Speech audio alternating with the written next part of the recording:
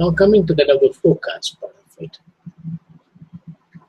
It is the second week of the month of September, 12th to 16th, and here you come across an important thing, namely the mid-month trend reversal.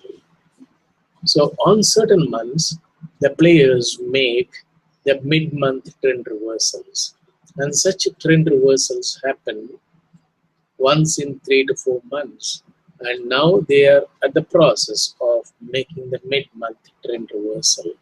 So that means very similar to that of the trend reversal moves or the up and down moves what we have seen last week, a similar type of moves will be seen this week also.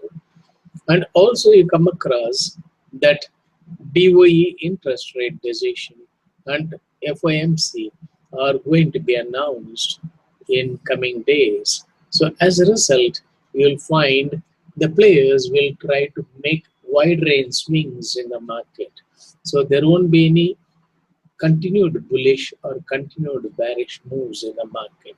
And then suddenly they will create the bullish field and rise zero in GBP and offload their buy positions. And later on, create the bearish field and buy at the lowest level after making further drop, induce everybody to technically sell and buy all such sells at the lowest level when they are available in cheap level, and then subsequently they continue to gain the levels.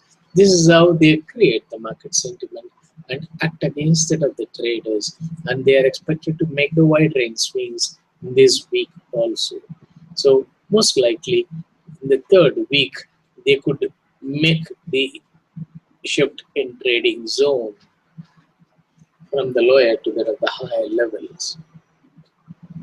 Now let us see the expected market moves. Yesterday's move we have seen already that they just formed up during Japanese session and started making the slide during the European session.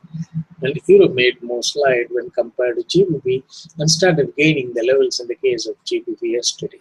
And also they made the downward move in the case of USD yen from 102.70 level to 101.42 now, and then started gaining some more.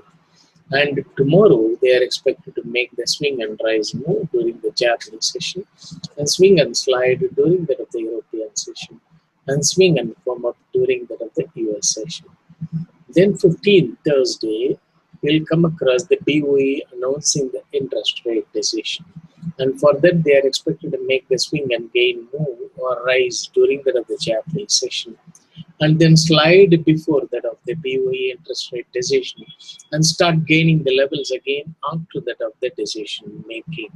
So this is what they are expected to make, and they will continue to swing and rise after that of the BOE interest rate decision during that of the US session also.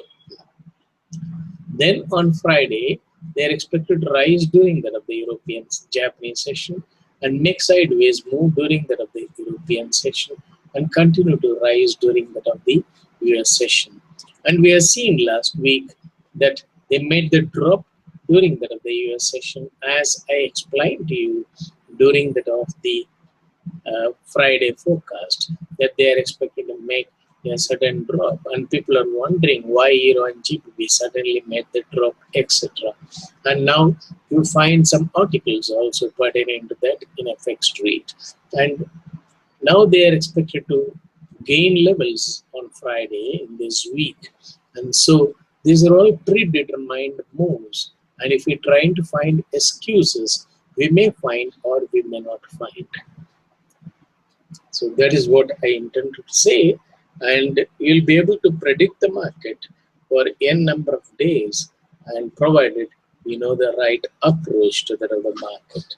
The conventional method will not help, as the players create the market sentiment using the conventional technical analysis and suddenly reverse the market, saying that the fundamentals are important, and then the traders get confused.